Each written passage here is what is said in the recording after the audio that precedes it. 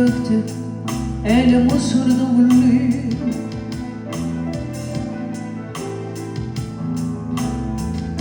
Kavrulmasın, kavrul işte üstümüdür.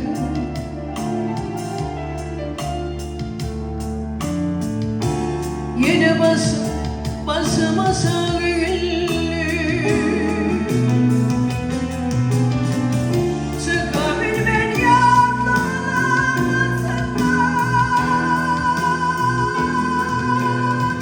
Bir yazım, bir tarbiyan.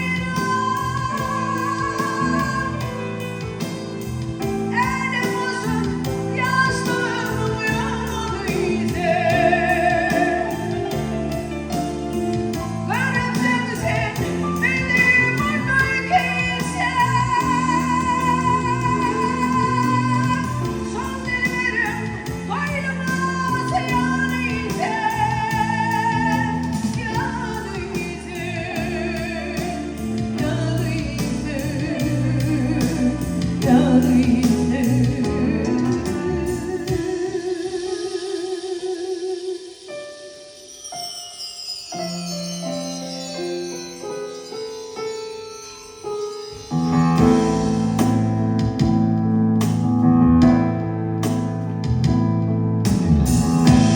Geçip var ya aylar yıllar kısiyatlar.